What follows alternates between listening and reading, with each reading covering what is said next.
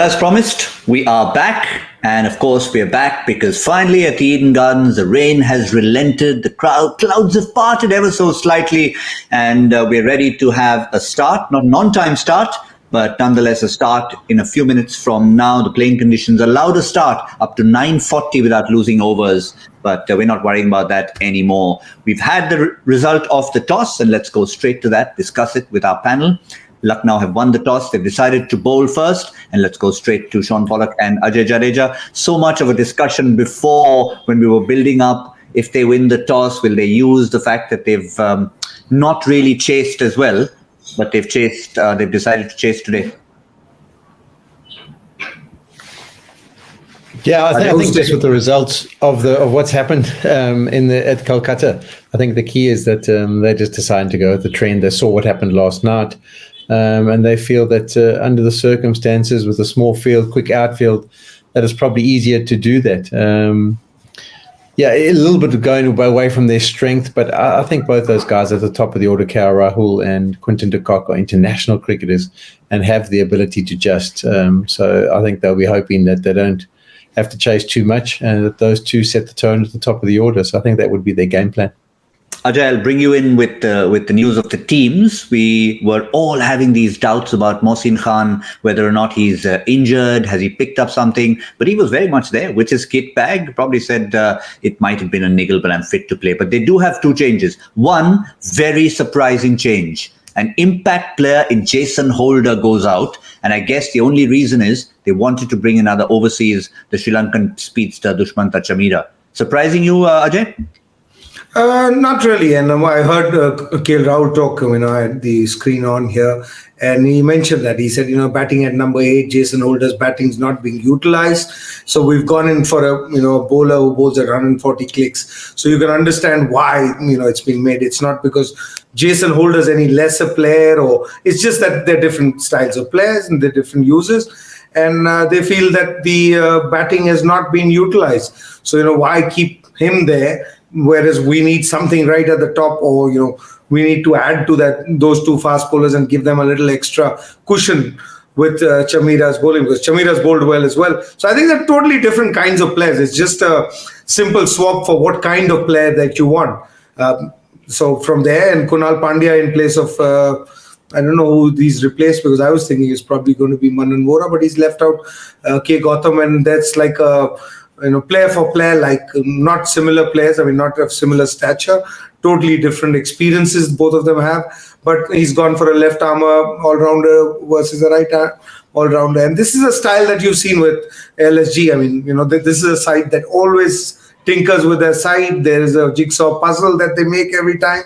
I may not be a fan of that style, but this has been his success mantra. He did it successfully at KKR. He turned around fortunes of KKR with a similar style, and he's carried on with that with LSG. And yeah, they are. They've had great success. So too late to not be happy with the style that they play with. Just in case all of you are wondering, Ajay was referring to the fact that Gautam has made sure that Gautam is out of the team, and Gautam can confirm that. Shaun, I hope you got that. I've got it loud and clear. I've got it all. The tripod. The tripod, indeed. But looking at the opposition, again, we were expecting Lucknow to maybe have only that Mohsin Khan change. They haven't. They've made 2, Krunal Pandya in, Dushmantha Chameera in. What about Bangalore? Let's have a look at their team, the Royal Challengers, and they've got expectedly Mohammad Siraj coming in for Sirat Kaul. And again, Shaun, that was a long expected line. If Siraj is fit, he's in that 11. Yeah, big match for them, very big match for them, big match player, Siraj. Get him in with his experience. I think he'll be quietly happy. He probably would have gone to the ground, or maybe before practicing, just thinking, am I going to or aren't I going to play? This is the big stage. This is what I want to be part of. You always get that feeling about him as an individual, that he likes those big moments. He wants to be in on the action. So the real boost to say, okay, we're picking you. We need you to do a job. I think he'll be up for it. I think he'll be really good tonight, and try and set a tone for them once he gets that ball in his hand.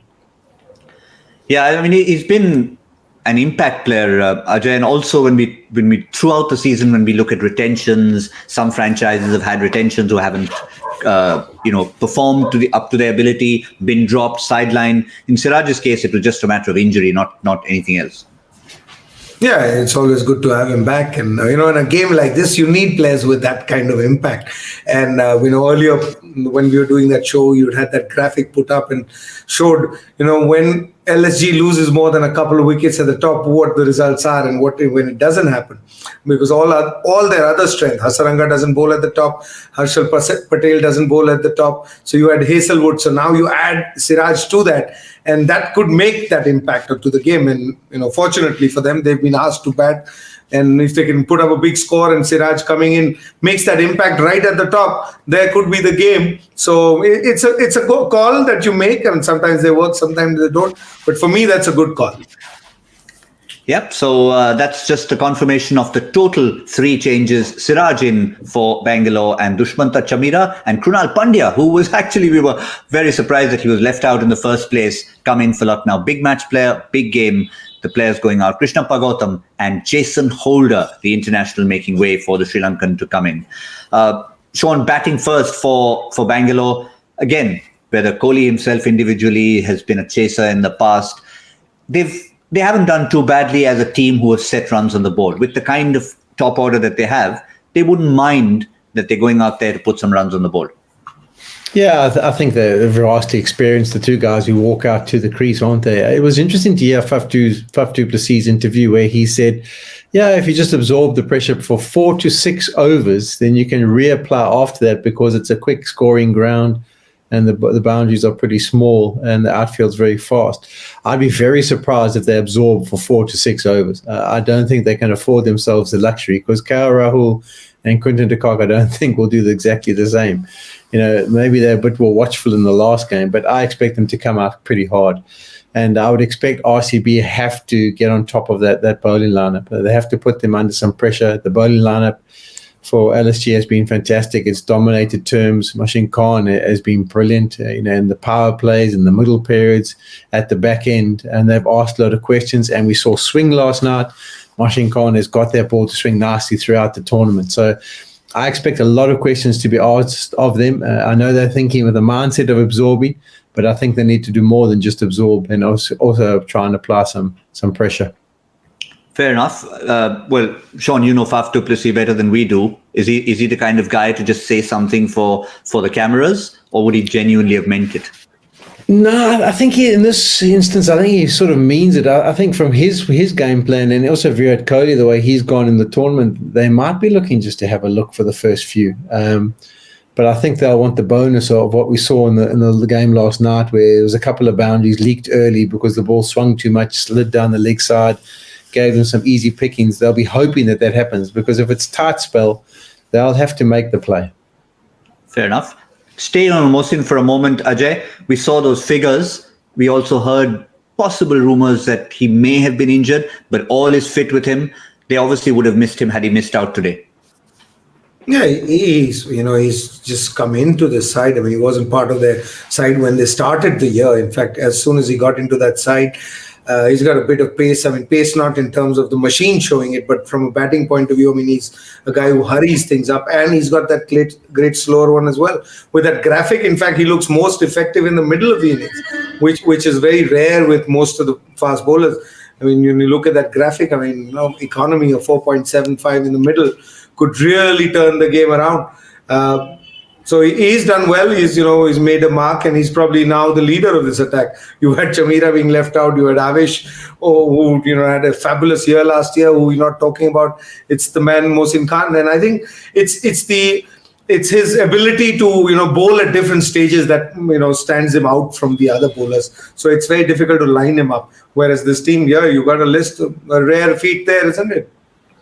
Yeah, look at that unit there. 17 wickets, Avesh Khan, 14 to Jason Holder. And Shaun, if you have a look at where Mohsin Khan has slipped in there, he was genuinely a replacement. Not in their plans early on. Avesh gets injured. He comes in. Avesh comes right back next game, and you're thinking, oh, well, nice lad, he has to make way. He doesn't. They kept him in there. Yeah, and it's also interesting to see that the spread there. I mean, they're the only team with 5 or 6 bowlers who've got more than 9 wickets in the tournament. So they've contributed at all different stages. And Mohsin Khan, as you mentioned, he came in a little bit late, but he really has shown his worth. He kept Avesh Khan out of the team for a game or two, but now they're going to be working in tandem and working as a partnership. And I've liked the way they've operated. I think it gives them a good balance. Krunal Pandya comes back into the mix there as well, and offers them a good left arm option to a lot of the right-handers in the RCB lineup. So bowling-wise, I think they've got it covered. We've seen what their skills that we've seen from them so far in the tournament. Does the big occasion get to them, or can they produce those same skills? I think if they do, they're going to be looking good. Yeah, Avesh Khan also has an interesting record, Ajay. The only bowler in the tournament to have 5+ wickets. Have a look at this. Phase-wise split. 7 in the power play, 5 in the middle, 5 in the death. And this has been his consistency. No other bowler. I mean, everybody else, and this is something he's done 2 years in a row. And most other bowlers, Ajay, if you think of, okay, Mohammad Shami dominates power play, some other bowlers pick up lots of wickets at the back end. Look at his division, all 3 phases. Yeah, very, very similar to Mohsin as well. I mean, he's done well. And like you said, it's not what you see with most bowlers. I think there's a change in trend. We always follow the trend because we watch the players and see how they're doing. And you can already see that trend. Teams that are doing things differently, apart from, roles being assigned to people, everybody's got to come and play the role that they've been assigned at that stage. Those teams are, eventually coming out as winners in this year. And this graphic of yours of one before this of Mohsin also just says that when you have a variability with a player where he can do different things at different stages, the captain is allowed to play differently as well. And that is surprising the opposition mostly. And, in this 2020 format, you need to win those crucial couple of overs here or there, and that could be the game. So, Avesh Khan and Mohsin Khan, if you've got 2 bowlers like that, it just tells you that the bowling side has dominated throughout the game. They can, vary the way they want to play. They can change the style that they want to play, and allows the captain to be more expressive. And hence, maybe that's why KL Rahul's looked like a better captain this year, because he's used his resources better. Well, all will be revealed at the end of the game, because one of the 2 captains won't be smiling at the end of the match. And reminder, this is an eliminator. The team that finishes second best today packs their bags and leaves Kolkata. And everyone leaves Kolkata. They all head to Ahmedabad. They just head in a different direction.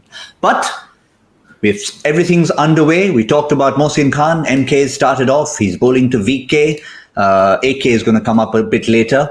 But let's not forget JB for the moment, Joy Bhattacharya. We're going to quickly give you his Joy Factor question. Meanwhile, gentlemen, think of your predictions for the 20 overs while I quickly run through Joy's question for this eliminator. Here's one, and it should be one you can possibly work around. Which important rule change came after a match when one Edward Stevens, good old Eddie, managed to beat an opposing batter 3 times in a row without getting him out? Beat the batsman 3 times in a row, doesn't get him out. Something very significant happened in the world of cricket. What is it? Get your answers back to us. #Cricbuzz Live. And we'll also tell you that if you're in the mood for a party, I know it's not the weekend, but some of you, like Joy Bhattacharya, like a few others, like to party all through the week.